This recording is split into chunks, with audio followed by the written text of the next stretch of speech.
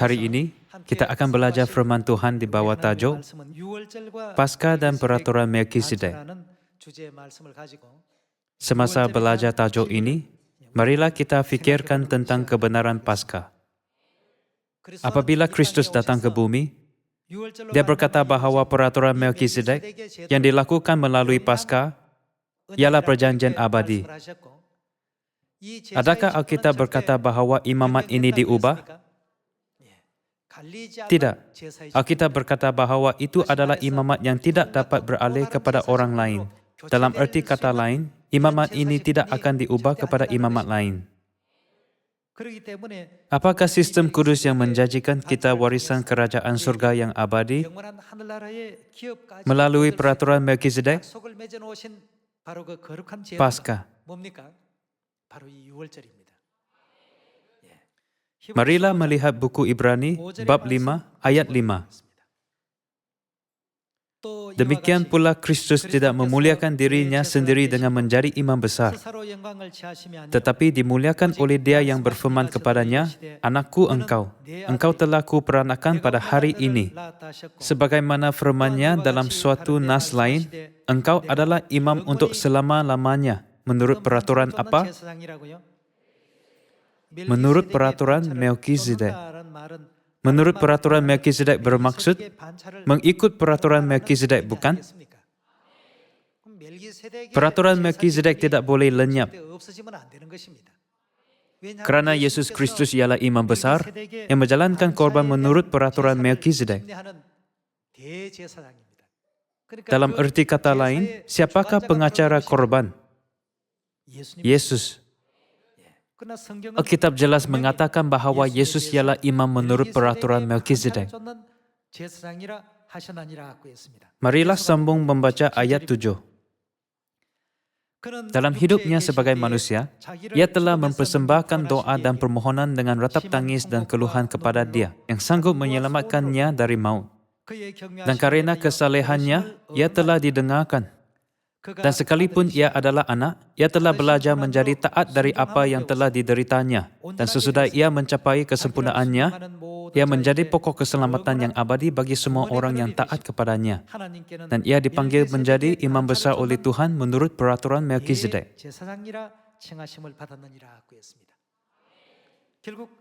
Kristus mengetuai dan membimbing ibadah. Yesus Kristuslah pengacara yang melakukan dalam peraturan Melkisedek.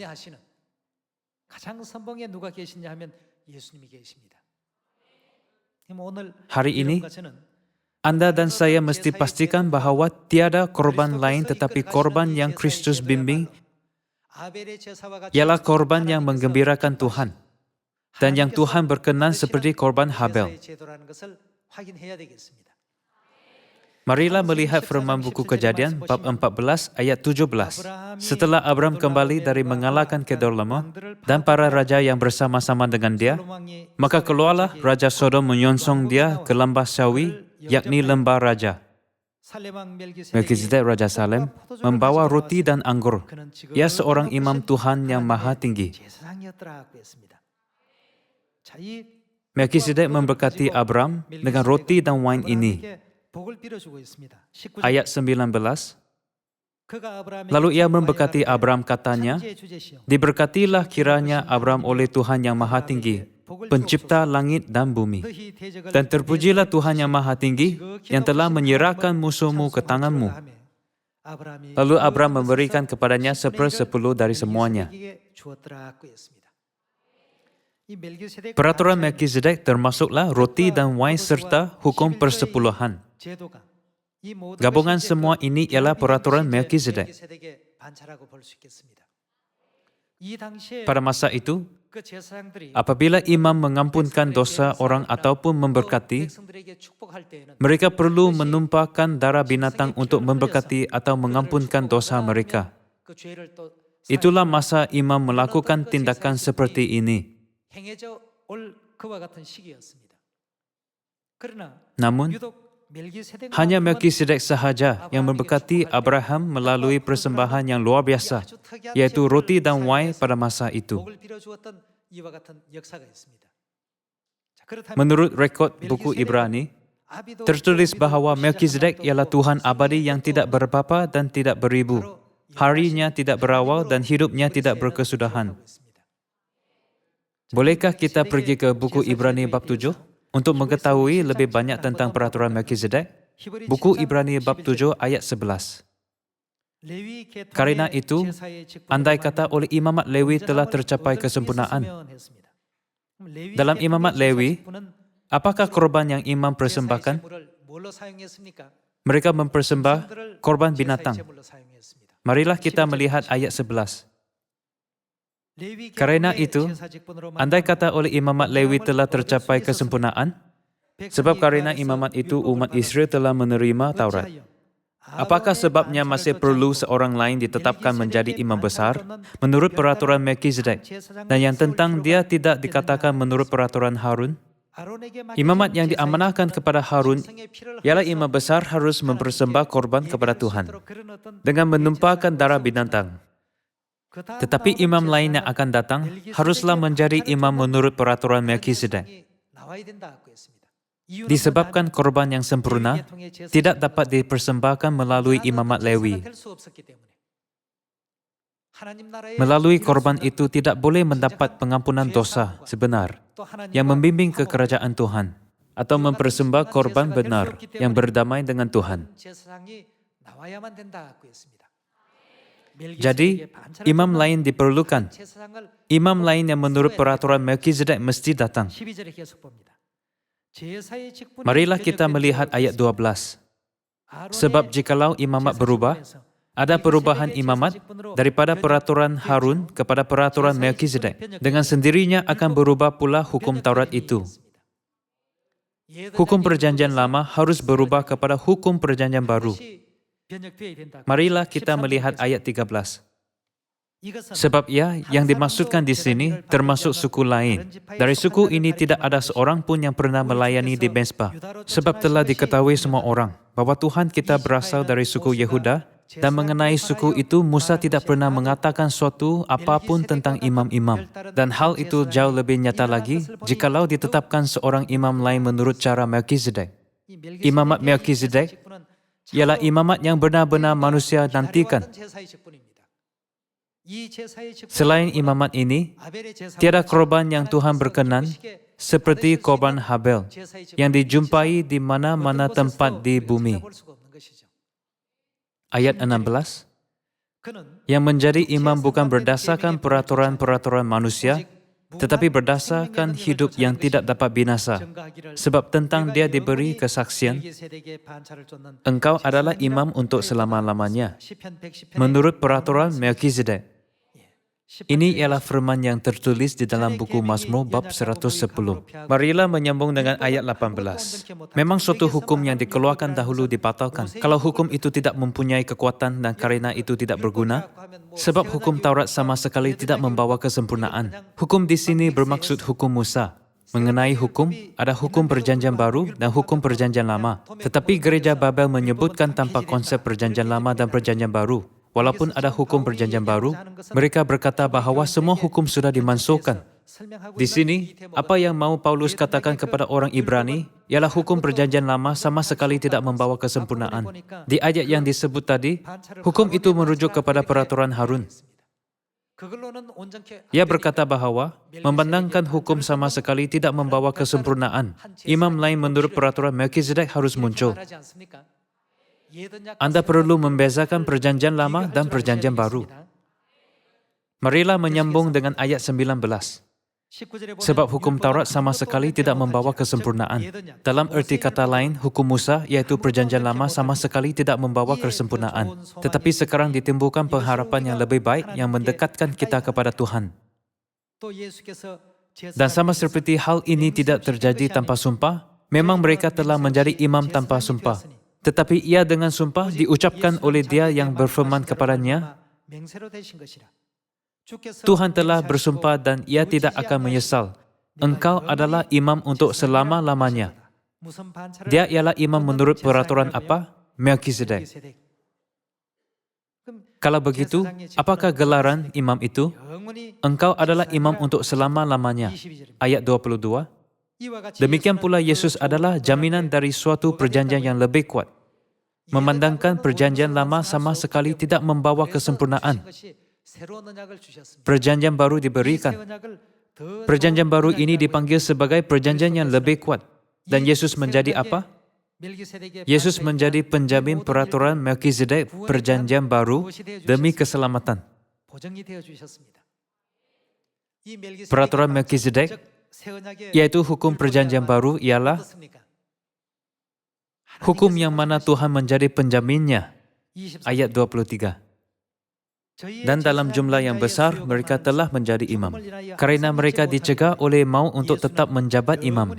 Tetapi karena ia tetap selama-lamanya, imamatnya apa? Tidak dapat beralih kepada orang lain. Maksudnya imamat itu tidak berubah. Gelaran imam itu tidak akan diubah sama sekali. Ayat 25. Karena itu, ia sanggup juga menyelamatkan dengan sempurna semua orang yang oleh dia datang kepada Tuhan. Melalui peraturan apakah dia menyelamatkan mereka? Melalui perjanjian yang lebih kuat, yaitu melalui perjanjian baru, menurut peraturan Melkizedek. Dia akan menyelamatkan orang yang datang kepadanya dengan sempurna. Sebab itulah peraturan Melkizedek sangat berharga. Yesus dipanggil sebagai imam menurut peraturan Melkizedek. Pada masa Musa, 3.500 tahun dahulu juga, Tuhan mengkodifikasikan kebenaran Paskah ini. Dan pada masa Abraham, Melkizedek ialah satu-satunya imam yang memberkati Abraham melalui roti dan wain. Perjanjian lama ialah bayangan dan perjanjian baru ialah kenyataan. Memandangkan perjanjian lama ialah bayangan, perjanjian baru ialah kenyataannya. Jika Melkizedek yang muncul dengan roti dan wain di dalam perjanjian lama, tidak berbapa dan tidak beribu, tidak bersalah sila, dia melambangkan Tuhan. Ini ialah kebenaran yang dijamin. Peraturan Melkizedek ialah kebenaran yang dijamin, yang mana Tuhan menyelamatkan kita dengan sempurna. Namun gereja-gereja Babel berkata bahawa ia tidak perlu disambut kerana sudah dimansuhkan. Siapakah yang memansuhkannya? Adakah Tuhan yang memerintah untuk melakukannya? Ia dimansuhkan oleh orang yang tidak mahu mengikut kehendak Tuhan. Jadi kita perlu memeriksa sama ada Tuhan yang memansuhkannya atau merekalah yang memansuhkannya. Tuhan berkata bahawa peraturan Melkizedek ialah imamat yang tidak dapat beralih kepada orang lain. Tuhan tidak berkenan dengan semua ibadah. Seperti mana ada korban Kain dan korban Habel. Tuhan tidak berkenan dengan korban Kain, tidak kira berapa banyak kali Kain mempersembah korban kepada Tuhan. Dia hanya menerima korban Habel sahaja. Buku Matius bab 26 ayat 17. Pada hari pertama, dari hari raya roti tidak beragi, datanglah murid-murid Yesus kepadanya dan berkata, "Di mana engkau kehendaki kami mempersiapkan perjamuan Paskah bagimu?" Jawab Yesus, "Pergilah ke kota kepada si Anu dan katakan kepadanya, 'Pesan Guru, waktuku hampir tiba. Di dalam rumah mula aku mau merayakan Paskah bersama-sama dengan murid-muridku.'" Lalu murid-muridnya melakukan seperti yang ditugaskan Yesus kepada mereka dan mempersiapkan Paskah. Ayat 26, dan ketika mereka sedang makan, Yesus mengambil apa dan mengucap berkat. Di manakah babak memberkati seseorang melalui roti? Di dalam buku Kejadian bab 14. Melkizedek, yaitu seorang imam, memberkati Abraham melalui roti dan wain. Dan ketika mereka sedang makan, Yesus mengambil roti, mengucap berkat, memecah-mecahkannya lalu memberikannya kepada murid-muridnya dan berkata, "Ambillah, makanlah, inilah tubuhku." Sesudah itu, ia mengambil cawan, mengucap syukur, lalu memberikannya kepada mereka dan berkata, "Minumlah kamu semua dari cawan ini." Dia berkata, "Makanlah roti dan minumlah wain Paskah." Marilah kita melihat ayat 28. "Sebab inilah darahku, darah perjanjian yang ditumpahkan bagi banyak orang untuk pengampunan dosa." Sama seperti Melkizedek yang muncul di dalam buku Kejadian Perjanjian Lama, memberkati Abraham dengan berkat fizikal, Yesus Kristus, yaitu Melkizedek rohani sekarang, memberkati semua manusia dengan pengampunan dosa melalui roti dan wain Paskah.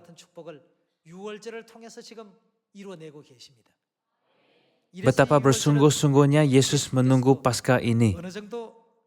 Dia berkata, "Aku sangat rindu makan Paskah ini."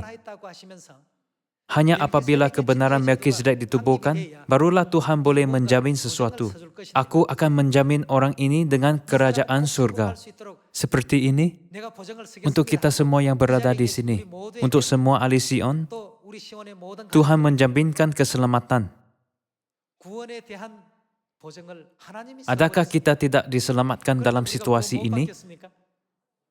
Memandangkan kita ialah pendosa, kita tidak boleh mendapat keselamatan atau pergi ke kerajaan surga dengan kekuatan serta kebolehan diri sendiri. Tetapi Tuhan berkata, "Aku akan menjamin orang ini. Biarlah dia memasuki kerajaan surga." Apakah sistem yang Tuhan perintahkan kepada malaikat-malaikat di surga? Peraturan Melkizedek. Betapa berharganya ia. Adakah itu benar-benar Tuhan jaminkan? Marilah kita melihat buku Lukas bab 22 ayat 7. Maka tibalah hari raya roti tidak beragi, yaitu hari di mana orang harus menyembelih domba Paskah. Lalu Yesus menyuruh Petrus dan Yohanes, katanya, "Pergilah, persiapkanlah perjamuan Paskah bagi kita supaya kita makan." Kata mereka kepadanya, "Di manakah engkau kehendaki kami mempersiapkannya?" Jawabnya, "Apabila kamu masuk ke dalam kota, kamu akan bertemu dengan seorang yang membawa kendi berisi air. Ikutilah dia ke dalam rumah yang dimasukinya dan katakanlah kepada tuan rumah itu, 'Guru bertanya kepadamu, di manakah ruangan tempat aku bersama-sama dengan murid-muridku akan makan Paskah?' Lalu orang itu akan menunjukkan kepadamu sebuah ruangan atas yang besar yang sudah lengkap. Disitulah kamu harus melakukan apa? Mempersiapkannya." Maka berangkatlah mereka dan mereka mendapati semua seperti apa? Seperti yang dikatakan Yesus kepada mereka. Lalu mereka mempersiapkan apa? Paskah. Di dalam buku Lukas bab 22, Yesus menghadap Petrus dan Yohanes berkata, "Pergilah, persiapkanlah perjamuan Paskah." Mereka pergi ke sana, persiapkan tempat serta roti dan wain untuk Paskah. Seperti ini, mereka melengkapkan persediaan. Ayat 14, ketika tiba saatnya, Yesus duduk makan bersama-sama dengan rasul-rasulnya. Katanya kepada mereka, "Aku sangat rindu makan Paskah ini bersama-sama dengan kamu, sebelum aku menderita." Sebab dia sangat rindu makan Paskah adalah kerana dia dapat menubuhkan peraturan Melkizedek. Apabila ditubuhkan, semua orang dapat diselamatkan dan datang ke keselamatan. Jika tidak, tiada orang boleh mendapat pengampunan dosa yang lengkap, kehidupan kekal dan kerajaan surga. Jadi Yesus sendiri menyediakan Paskah dan menubuhkan peraturan Melkizedek.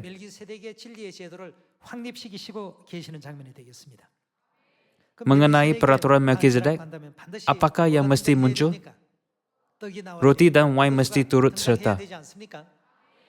Boleh kita pergi ke ayat 19?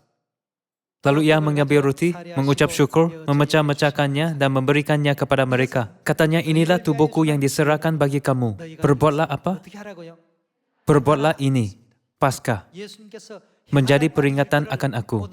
Kita dapat memahami sepenuhnya bahawa sesiapa sahaja menolak perintah Yesus mempunyai iman salah. Orang seperti itu ialah orang yang menolak keselamatan dan ajaran-ajaran yang Tuhan berikan. Yesus jelas berkata, "Perbuatlah ini. Perbuatlah ini menjadi peringatan akan aku." Ayat 20, demikian juga dibuatnya dengan cawan sesudah makan, cawan mengandungi wain. Ia berkata, "Cawan ini adalah perjanjian baru oleh darahku yang ditumpahkan bagi siapa? Bagi kamu." Keselamatan dan pengampunan dosa ialah sesuatu yang orang berdosa surgawi paling perlukan. Memandangkan keselamatan dan pengampunan dosa paling kita perlukan. Kristus membenarkan berkat keselamatan seperti itu melalui roti dan wain Paskah, agar kita mendapat pengampunan dosa dan kehidupan kekal.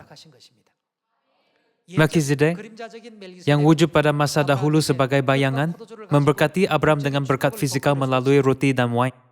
Tetapi Yesus Kristus, yaitu Melkizedek rohani, menubuhkan perjanjian baru melalui roti dan wain Paskah, memberikan pengampunan dosa dan membuka jalan kerajaan surga yang membimbing ke kehidupan kekal. Siapakah yang menjadi penjamin itu? Tuhan sendiri yang menjadi penjaminnya. Peraturan Melkizedek ialah kebenaran yang mana Tuhan menjadi penjamin. Jadi, ia dipanggil sebagai perjanjian baru yang ditubuhkan melalui roti dan wain. Perjanjian itu ialah perjanjian yang mana Melkizedek tubuhkan melalui Yesus Kristus dan bukannya melalui peraturan Harun. Perjanjian itu adalah perjanjian baru. Yesus berkata, cawan ini adalah perjanjian baru oleh darahku yang ditumpahkan bagi kamu. Sebab Tuhan mengatakan bahawa hal itu dilakukan bagi kita, ialah Dia memberikan kita pengampunan dosa dan keselamatan. Marilah kita pastikan ini di dalam buku Yohanes bab 6. Jika kita menolak dan menafikan peraturan Melkizedek, kita tidak dapat menerima keselamatan atau memasuki kerajaan surga yang abadi. Bab 6 ayat 48. Akulah roti hidup. Nenek moyangmu telah makan mana di padang gurun dan mereka telah mati. Inilah roti yang turun dari surga. Barang siapa makan daripadanya, ia tidak akan mati. Akulah roti hidup yang telah turun dari surga.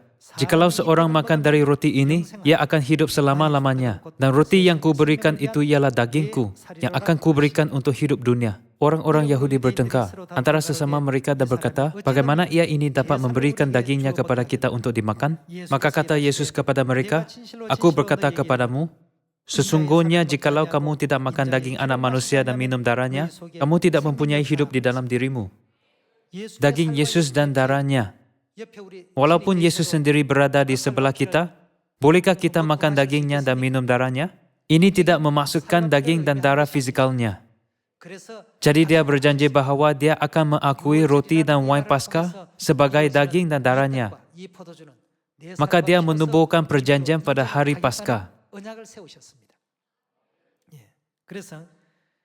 Ayat 53. Maka kata Yesus kepada mereka, aku berkata kepadamu, sesungguhnya jikalau kamu tidak makan daging anak manusia dan minum darahnya, kamu tidak mempunyai hidup di dalam dirimu.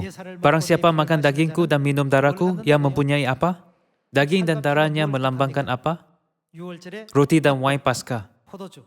Ia mempunyai hidup yang kekal dan aku akan membangkitkan dia pada akhir zaman. Melihat semua kandungan kebenaran ini, Anda fikir adakah Paskah perjanjian baru ialah hukum yang harus dimansuhkan? Tuhan tidak pernah memansuhkannya. Dia berkata, perbuatlah ini menjadi peringatan akan aku. Menurut buku 1 Korintus bab 11, apakah yang harus kita lakukan? Kita harus sentiasa mengisytiharkannya sehingga dia datang. Apabila Yesus datang ke sini, dia meminta kita melakukannya sehingga kita memasuki kerajaan surga. Jadi kita mesti sentiasa menyambut perayaan Paskah. Marilah kita pastikan bahawa orang yang tidak mengejar dan mengikut kebenaran perjanjian baru, yaitu peraturan Melkizedek, tidak boleh memasuki kerajaan surga yang abadi. Buku Ibrani bab 9 ayat 15. Karena itu, ia adalah pengantara dari suatu perjanjian yang baru, supaya mereka yang telah terpanggil dapat menerima bagian kekal yang dijanjikan. Sebab ia telah mati untuk menebus pelanggaran-pelanggaran yang telah dilakukan selama perjanjian yang pertama. Marilah membaca ayat seterusnya. Sebab di mana ada wasiat, di situ harus diberitahukan tentang kematian pembuat wasiat itu. Karena suatu wasiat barulah sah kalau pembuat wasiat itu telah mati. Sebab ia tidak berlaku selama pembuat wasiat itu masih hidup. Itulah sebabnya maka perjanjian yang pertama tidak disahkan tanpa darah. Apakah perjanjian pertama? Perjanjian lama melalui hukum Musa. Sebab sesudah Musa memberitahukan semua perintah hukum Taurat kepada seluruh umat, ia mengambil darah anak lembu dan darah domba jantan serta air dan bulu merah dan hisop, lalu memerciki kitab itu sendiri dan seluruh umat. Sambil berkata, inilah darah perjanjian yang ditetapkan Tuhan bagi kamu. Dan juga kemah dan semua alat untuk ibadah dipercikinya secara demikian dengan darah. Dan hampir segala sesuatu disucikan menurut hukum Taurat dengan darah. Dan tanpa penumpahan darah tidak ada pengampunan. Hukum perjanjian lama memberikan pengampunan dosa melalui darah binatang. Tetapi hukum perjanjian baru dipenuhi melalui darah mahal Kristus yang ditumpahkan di atas salib. Kalau begitu, pada hari apakah dia menjanjikannya? Pada hari apakah dia berkata, inilah darahku, darah perjanjian? Jika seseorang berkata pada mana-mana hari, ini ialah darah Yesus, memegang cawan yang mengandungi wine, itu tidak boleh menjadi darahnya. Segala-galanya mempunyai musim, waktu, dan hari yang ditetapkan. Roti dan wine yang kita makan dan minum pada perayaan Paskah Kudus, yang Tuhan tetapkan bukanlah roti dan wine biasa, tetapi darah dan daging Kristus. Upacara yang kita sertai dalam peraturan Melkizedek ialah Paskah. Sebab itulah Tuhan berkenan dengan korban itu. Dia menjadi penjamin kebenaran kepada semua orang dalam peraturan Melkizedek. Dia berjanji bahwa mereka akan menerima warisan abadi. Kebenaran ini ialah Paskah perjanjian baru yang kita percayai, serta yang Bapa dan Ibu sedang beritakan kepada semua manusia, betul? Jika seseorang berkata bahwa kebenaran kehidupan ini dimansuhkan, atau kita tidak perlu mematuhinya, tanyalah dia, siapakah yang memansuhkannya, Tuhan atau kamu? Kita tidak perlu mematuhi sesuatu yang Tuhan mansuhkan. Tetapi jika manusia memansuhkannya, janganlah menerima penegasan mereka. Paskah dimansuhkan di Majelis Nikia pada tahun 325 Masihi. Bukankah ini diramalkan di dalam Alkitab? Tertulis, ia berusaha untuk mengubah waktu dan hukum. Rasul Paulus berkata, tiada Injil yang berbeza. Hanya ada orang yang mengacaukan kamu. Sekalipun malaikat dari surga yang memberitakan kepada kamu suatu Injil, yang berbeza dengan Injil yang telah kami beritakan kepadamu, terkutuklah dia. Siapakah yang menginjilkan Paskah? Adakah Satan yang menginjilkannya? Atau manusia di dunia yang menginjilkannya? Tuhanlah yang menginjilkannya kepada kita. Rasul Paulus menjelaskan hal itu di dalam buku 1 Korintus bab 11.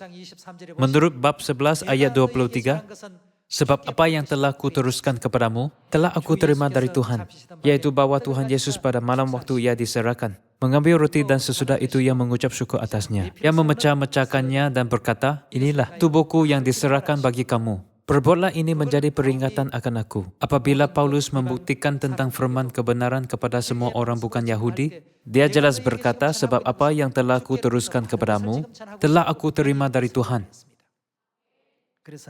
Marilah kita menyambut Paskah Kudus, yang membolehkan kita pergi ke rahmat Tuhan, dengan fikiran yang kudus dan murni.